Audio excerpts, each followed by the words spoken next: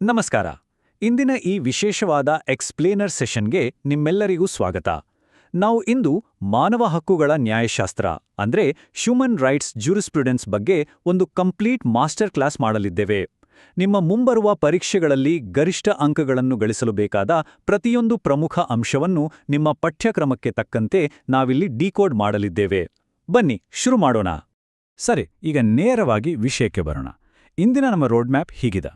ಮೊದಲು ಮಾನವ ಹಕ್ಕುಗಳ ವ್ಯಾಖ್ಯಾನಗಳನ್ನು ನೋಡೋಣ, ಆಮೇಲೆ ಅದರ ಗುಣಲಕ್ಷಣಗಳು ಮತ್ತು ವರ್ಗೀಕರಣ. ನಂತರ ಮಾನವ ಹಕ್ಕುಗಳ 3 ಪೀಳಿಗೆಗಳು, ಹಾಗೆಯೇ ಹಕ್ಕುಗಳು ಮತ್ತು ನಮ್ಮ ಭಾರತೀಯ ಸಂವಿಧಾನದ ಸಂಬಂಧ. ಕೊನೆಯದಾಗಿ ಸುಪ್ರೀಂ ಕೋರ್ಟ್ನ ಕೆಲವು ಬಹುಮುಖ್ಯ ಮೈಲಿಗಲ್ಲು ಪ್ರಕರಣಗಳ ಬಗ್ಗೆ ಚರ್ಚಿಸೋಣ. ಈ ಸ್ಟ್ರಕ್ಚರ್ ನಿಮ್ಮ ಎಕ್ಸಾಮ್ ಸಿಲೆಬಸ್ಗೆ ಪರ್ಫೆಕ್ಟ್ ಆಗಿ ಮ್ಯಾಚ್ ಆಗುತ್ತೆ. ಓಕೆ, ನಮ್ಮ ಮೊದಲನೇ ವಿಭಾಗ ಮಾನವ ಹಕ್ಕುಗಳ ವ್ಯಾಖ್ಯಾನಗಳು. ನಿಮಗೆ ಗೊತ್ತಿರಲಿ, ಪರೀಕ್ಷೆಯಲ್ಲಿ ಎಸ್ಸೆ ಬರೆಯುವಾಗ ಒಂದು ಸ್ಟ್ರಾಂಗ್ ಆದ ಅಥಾರಿಟೇಟಿವ್ ಕೊಟೇಶನ್ನಿಂದ ಶುರು ಮಾಡಿದ್ರೆ ಮಾರ್ಕ್ಸ್ ಖಂಡಿತ ಜಾಸ್ತಿ ಸಿಗುತ್ತೆ. ಹಾಗಾಗಿ ಡಿ ಬಸು ಅವರ ಈ ಡೆಫಿನೇಷನ್ ಅನ್ನು ಕಡ್ಡಾಯವಾಗಿ ನೆನಪಿಟ್ಕೊಳ್ಳಿ. ಅವರು ಹೇಳ್ತಾರೆ, ಮಾನವ ಹಕ್ಕುಗಳು ಎಂದರೆ ಮಾನವ ಕುಟುಂಬದ ಸದಸ್ಯನಾಗಿರುವ ಕಾರಣದಿಂದಾಗಿ ಪ್ರತಿಯೊಬ್ಬ ವ್ಯಕ್ತಿಯು ರಾಜ್ಯ ಅಥವಾ ಸಾರ್ವಜನಿಕ ಅಧಿಕಾರದ ವಿರುದ್ಧ ಹೊಂದಿರಬೇಕಾದ ಕನಿಷ್ಠ ಹಕ್ಕುಗಳಾಗಿವೆ ಅಂತ. ಎಕ್ಸಾಮ್ಗೆ ಇದು ಬಹಳ ಮುಖ್ಯ, ಯಾಕಂದ್ರೆ ಇದು ಸರ್ಕಾರದ ವಿರುದ್ಧ ನಮಗಿರುವ ಹಕ್ಕುಗಳ ಬಗ್ಗೆ ಬಹಳ ನಿರ್ದಿಷ್ಟವಾಗಿ ಹೇಳುತ್ತೆ.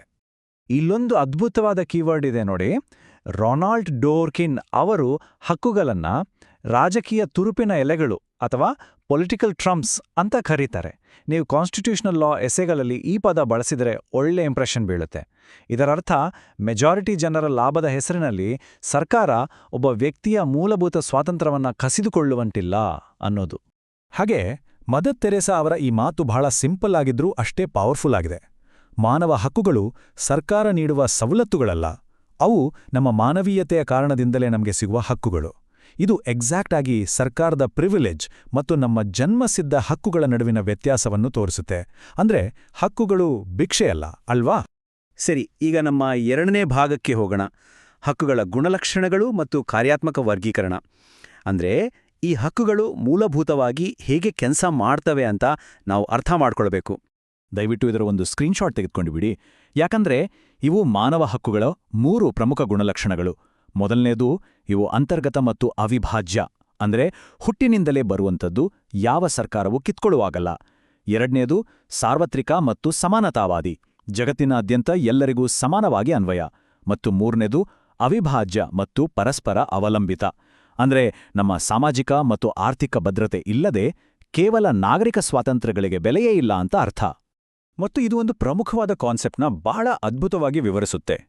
ಎಕ್ಸಾಮ್ ಟಿಪ್ ಏನಪ್ಪಾ ಅಂದ್ರೆ, ನಕಾರಾತ್ಮಕ ಮತ್ತು ಸಕಾರಾತ್ಮಕ ಹಕ್ಕುಗಳ ನಡುವಿನ ವ್ಯತ್ಯಾಸದ ಬಗ್ಗೆ ಆಗಾಗ ಪ್ರಶ್ನೆಗಳು ಬರ್ತಿರ್ತವೆ.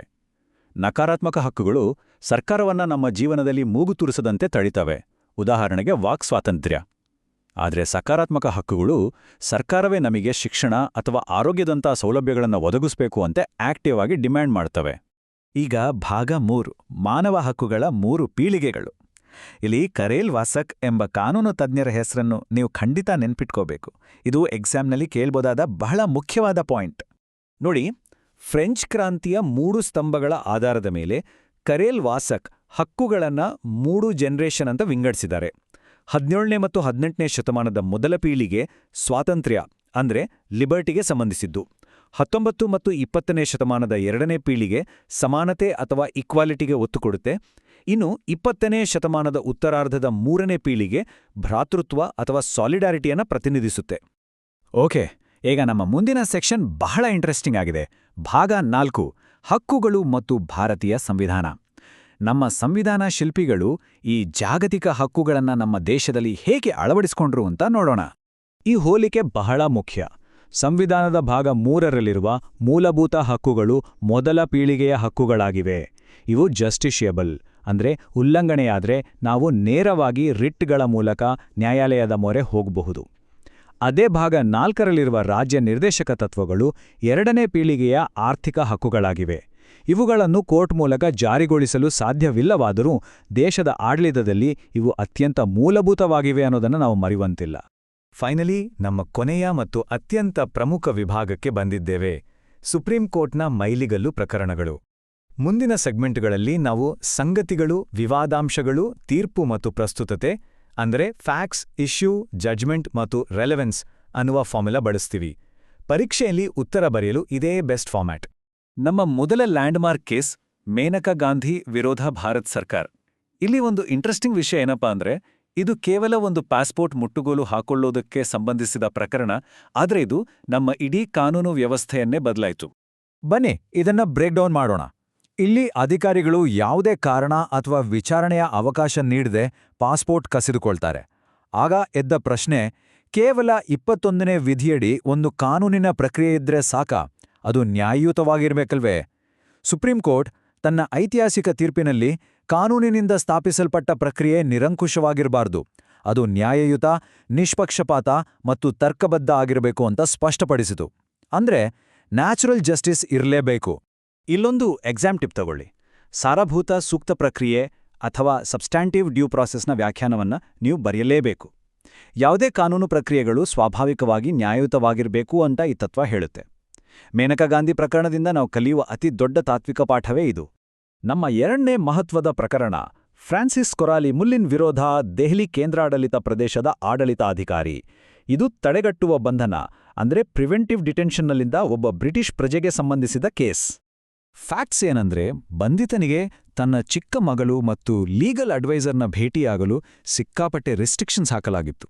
ಇಲ್ಲಿ ಮುಖ್ಯವಾದ ಪ್ರಶ್ನೆ, ಜೀವಿಸುವ ಹಕ್ಕು ಕೇವಲ ಪ್ರಾಣಿಗಳಂತೆ ಉಸಿರಾಡೋದಕ್ಕೆ ಮಾತ್ರ ಸೀಮಿತನಾ? ಸುಪ್ರೀಂ ಕೋರ್ಟ್ ಸ್ಪಷ್ಟವಾಗಿ ಹೇಳಿತು, ಇಲ್ಲ, ಜೀವಿಸುವ ಹಕ್ಕು ಅಂದ್ರೆ ಕೇವಲ ದೈಹಿಕ ಅಸ್ತಿತ್ವ ಅಲ್ಲ, ಮಾನವ ಘನತೆಯೊಂದಿಗೆ ಬದುಕುವುದು. ಹೌದು, ಈ ಫ್ರೇಜನ್ನು ನೀವು ಕಂಠಪಾಠ ಮಾಡ್ಕೊಳ್ಳಿ. ಇದು 21ನೇ ವಿಧಿಗೆ ಹೊಸ ನೈತಿಕ ಆಯಾಮವನ್ನು ತಂದುಕೊಡ್ತು. ಈಗ ಮೂರನೇ ಪ್ರಮುಖ ಕೇಸ್ಗೆ ಬರೋಣ. ಓಲ್ಗಾ ಟೆಲ್ಲಿಸ್ ವಿರೋಧ ಬಾಂಬೆ ಮುನ್ಸಿಪಲ್ ಕಾರ್ಪೊರೇಷನ್. ಇದು ಬಾಂಬೆ ನಗರದಲ್ಲಿ ಪಾದಚಾರಿ ಮಾರ್ಗದಲ್ಲಿ ವಾಸವಿದ್ದ ಜನರನ್ನ ಬಲವಂತವಾಗಿ ಒಕ್ಕಲೆಬ್ಬಿಸಿದ ಘಟನೆಗೆ ಸಂಬಂಧಿಸಿದೆ. ಬಿಎಂಸಿ ಯಾವುದೇ ಪರ್ಯಾಯ ವಸತಿ ಒದಗಿಸದೆ ಸಾವಿರಾರು ಗುಡಿಸಲು ನಿವಾಸಿಗಳನ್ನ ತೆರವು ಮಾಡಲು ಮುಂದಾಗುತ್ತೆ. ಇಲ್ಲಿನ ಕ್ರೂಷಿಯಲ್ ಪಾಯಿಂಟ್ ಏನಪ್ಪಾ ಅಂದ್ರೆ, ನಕಾರಾತ್ಮಕ ಜೀವಿಸುವ ಹಕ್ಕು ಆರ್ಥಿಕ ಹಕ್ಕಾದ ಜೀವನೋಪಾಯದ ಹಕ್ಕನ್ನು ರಕ್ಷಿಸಬಹುದೇ? ಖಂಡಿತ ರಕ್ಷಿಸುತ್ತೆ. ಜೀವನೋಪಾಯವನ್ನು ಕಿಸಿದುಕೊಂಡ್ರೆ ಜೀವನವನ್ನೇ ಕಿಸಿದುಕೊಂಡಂತೆ ಅಂತ ಕೋರ್ಟ್ ತೀರ್ಪು ನೀಡಿತು. ಇದು ಎಷ್ಟೊಂದು ಅದ್ಭುತವಾಗಿದೆ ಅಲ್ವಾ?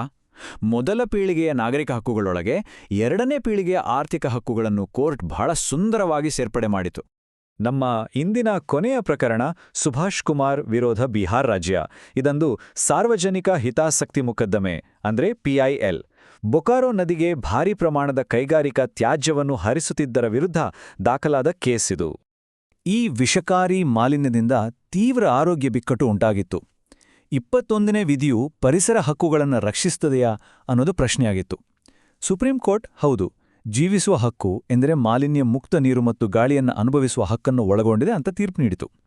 ಇದರಿಂದ ಏನೇದು ಗೊತ್ತಾ, 3ನೇ ಪೀಳಿಗೆಯ ಪರಿಸರ ಹಕ್ಕುಗಳು ಕೂಡ 21ನೇ ವಿಧಿಯೊಳಗೆ ಸೇರ್ಪಡೆಯಾಗಿ 3 ಪೀಳಿಗೆಯ ಹಕ್ಕುಗಳು ಮೂಲಭೂತ ಹಕ್ಕುಗಳ ಚೌಕಟ್ಟಿನಲ್ಲಿ ಕಂಪ್ಲೀಟೆಡ್ ವಿಲೀನವಾದವು. ನಾವು ಹಕ್ಕುಗಳ ಈ ಸಂಪೂರ್ಣ ಎವಲ್ಯೂಷನ್ ನೋಡಿದಾಗ ಒಂದು ಇಂಟ್ರೆಸ್ಟಿಂಗ್ ಪ್ರಶ್ನೆ ಹುಟ್ಟುತ್ತೆ. ಇದೇ ರೀತಿ ಸುಪ್ರೀಂ ಕೋರ್ಟ್ 21ನೇ ವಿಧಿಯನ್ನು ವಿಸ್ತರಿಸುತ್ತಲೇ ಹೋದರೆ ನ್ಯಾಯಾಲಯದಿಂದ ಜಾರಿಗೊಳಿಸಬಹುದಾದ ಮೂಲಭೂತ ಹಕ್ಕುಗಳು ಮತ್ತು ಜಾರಿಗೊಳಿಸಲಾಗದ ನಿರ್ದೇಶಕ ತತ್ವಗಳ ನಡುವಿನ ಗಡಿರೇಖೆ ಭವಿಷ್ಯದಲ್ಲಿ ಸಂಪೂರ್ಣವಾಗಿ ಕಣ್ಮರೆಯಾಗುತ್ತದೆಯಾ? ಈ ಪ್ರಶ್ನೆ ನಿಮ್ಮ ಪರೀಕ್ಷೆಯ ವಿಶ್ಲೇಷಣೆಗೆ ಮತ್ತು ನಿಮ್ಮ ಸ್ವಂತ ಆಲೋಚನೆಗೆ ಬಿಟ್ಟಿದ್ದು. ಇದರ ಬಗ್ಗೆ ಖಂಡಿತ ಯೋಚಿಸಿ. ಈ ಮಾಸ್ಟರ್ ಕ್ಲಾಸ್ ನಿಮ್ಮ ಪ್ರಿಪರೇಷನ್ಗೆ ಹೆಲ್ಪ್ ಆಗತ್ತೆ ಅಂತ ಭಾವಿಸ್ತೀನಿ. All the best.